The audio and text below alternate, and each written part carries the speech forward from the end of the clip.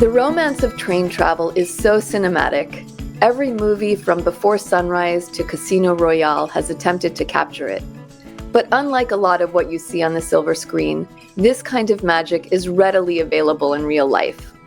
Of course, the train and route you choose will dramatically affect the enchantment factor. Imagine, for example, something called the Journey Through the Clouds that whisks you in a glass-domed coach past a mighty river, epic falls, and sky-high peaks. Or the Rockies to the Red Rocks route, filled with endless canyons, naturally occurring archways, and mystical hoodoos. And as today's guest will tell you, that's just the start. As a train manager at Rocky Mountaineer, Chris Woods is especially well-versed in the beauty of riding the rails, and we're so happy he's here to share his insights. Chris Woods, welcome to Well Traveled with AAA.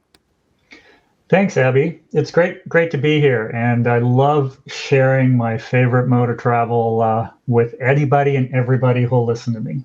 Well, wonderful. Given that Valentine's Day is probably on people's minds, what are some of the most romantic stretches of scenery on your routes?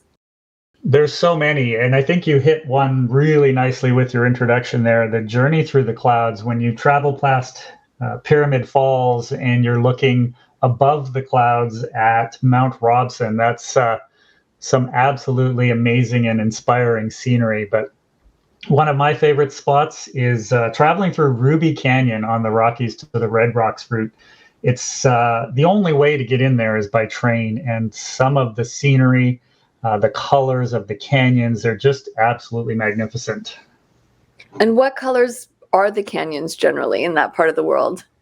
Well, it's Ruby Canyon, so every color of red you can imagine, starting with the light red right at the top against the blue skies and just deepening as it descends towards the Colorado River. Some in the distance, some up close. It takes my breath away still as I go through there, even though I've been doing this for many, many years now. Well, that's a good testament to the power of the beauty of that part of the world. And what are some of the most romantic dining experiences to be had on board? Well, of course, dining is much better when you're traveling with somebody. And I think when you're traveling on Rockies to the Red Rocks and you're sitting in your seats and you're enjoying these beautiful views, maybe you're sharing braised short rib lunch with some local Colorado wines. We travel right through the center of one of the wineries that we serve wine from right there in Palisade, Colorado. Nice. And so sharing that and looking out at the scenery at the same time is absolutely fantastic. And to what extent are other kinds of local specialties incorporated into the meals? Well, as much as we can, we try to source, local produce and main courses for our meals. So from the Fraser Valley, just outside of Vancouver, there's a farmer that produces the chicken for one of our dishes. And dessert, of course, is very romantic. And if you like to share dessert, there's a company in Vancouver, a little small company that makes some Earl Grey macarons with gold flecks in, and they make them specifically for the gold leaf service on Rocky Mountaineer. So enjoying some of that with your traveling companion is a beautiful way to go. And then maybe a little later in your journey, when you're sitting upstairs enjoying the panoramic windows, you might share a local white wine with some cheese service in the late afternoon. If you're interested in learning more about Rocky Mountaineer luxury train journeys, AAA travel agents can help you find the best experience for you. They'll make sure you're getting the best value, exclusive AAA member benefits, and up-to-date travel information to help you plan your dream vacation. Visit AAA.com/travel to connect with a AAA travel agent. And what else should honeymooners and anniversary celebrants and Valentine's travelers know about just how romantic these train rides are? Well, I think the best part of the train ride is just being able to disconnect and enjoy the person you're traveling with, the scenery you see along the way. You really get to immerse yourself in what's going on and really disconnect from all of the distractions around you. Yeah. So, you might find a quiet spot in the lounge cars on the Rockies to the Red Rocks route, or you might delight in seeing a black bear from the Gold Leaf Dome upstairs. And all of those things, those shared experiences, are what we connect with every day. Yeah. Well, moving on from romance to solo travel, why are these trains a good option for people who are traveling alone too? Well, I mean, if you're traveling by yourself, then the nice part of traveling with Rocky Mountaineer, of course, is that we take care of all the details. You're not constantly thinking about what am I doing with my luggage? Where am I going next? What's happening? Who am I going to move about with? Uh-huh. Um, so all of that's taken care of in the background. And then, of course, on board the train, our hosts are absolutely fantastic at serving up some beautiful storytelling and creating a really social environment on board, which you can participate in maybe a poem contest, or everybody participates in spotting wildlife. And the thrill of being the first one to point out the elk that's going by is great for solo travelers. Uh-huh. And how else does the experience make socializing easy? I think the big part of rail travel is you can get up and you can move around and chat with people from all over the world. You already have a common interest because you're traveling on board the train. But being able to move around, to chat with different people, and when you head downstairs to the Gold Leaf dining room, you get to sit with and enjoy your meal with travelers from all over the world. So I imagine it doesn't take long for people to start feeling comfortable with their fellow travelers whom they've just met on this journey, and to start swapping stories and wildlife sightings. Wildlife sightings are the big one, but we start off our trip with a nice good morning toast out of Denver. And that's a great way to meet the people seated immediately around you. And of course, Rocky Mountaineer is legendary for producing lifelong friendships. Some of them that I know of extend beyond 30 years. Oh, wow, that's amazing. That's It's pretty amazing. neat, right? Yeah. And for those who want to travel with their families, what kinds of experiences seem to particularly appeal to kids? Well, kids love wildlife, right? Yeah. And so anytime you can spot an elk or a bear or something, birds flying by at eye level, that's absolutely great for the kids. And I think um, just the space to move around, especially on our Rockies to the Red Rocks route, where you can get up. Your kids aren't lashed into a car seat or buckled into a seat. They can get up and move around.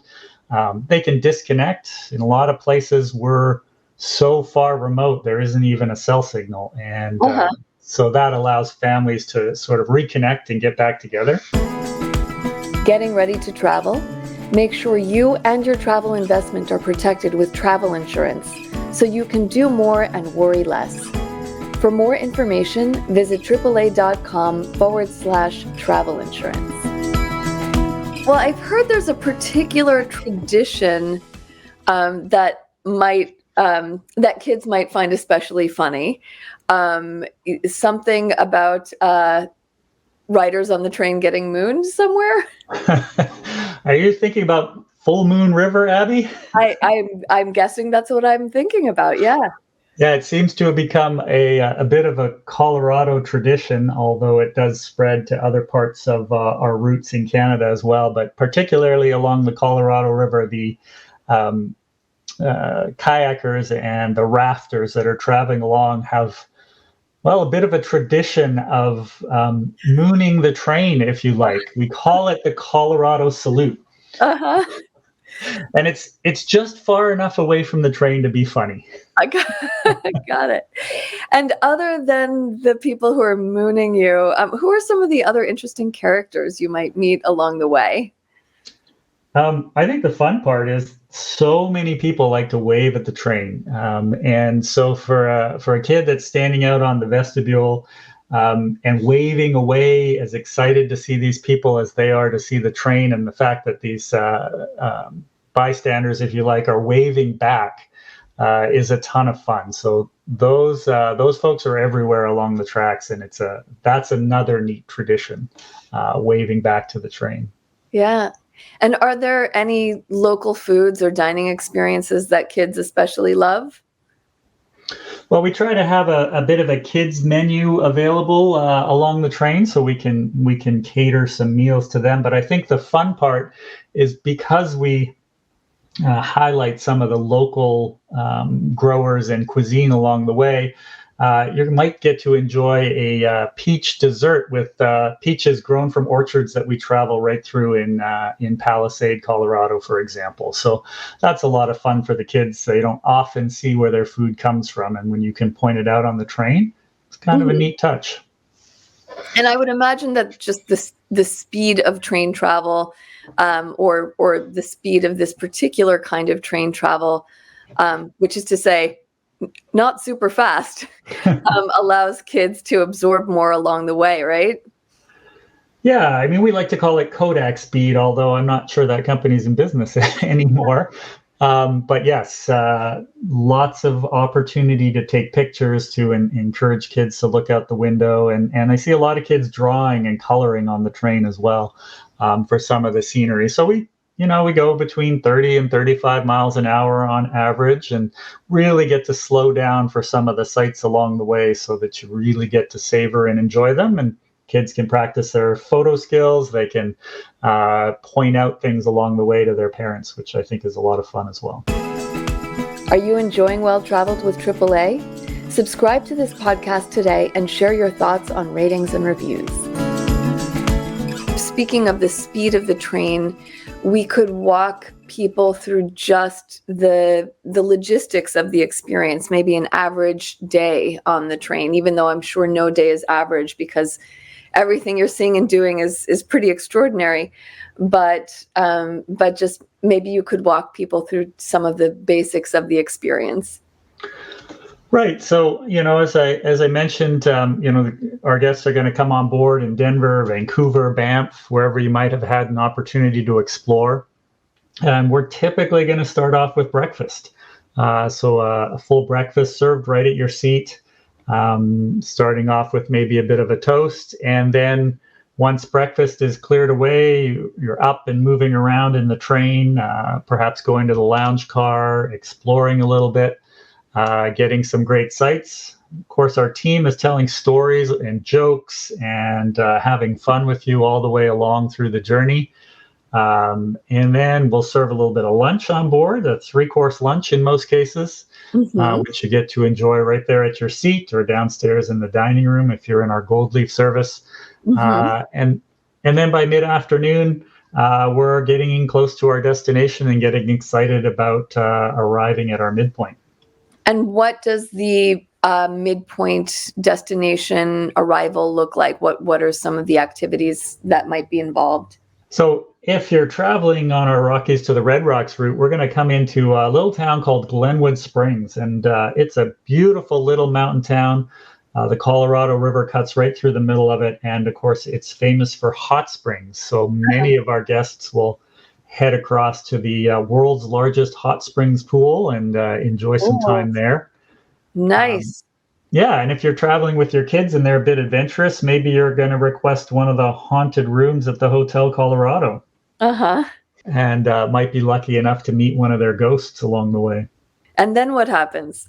Well, you're going to get to your room as we've taken care of all of the logistics. So your luggage will be there.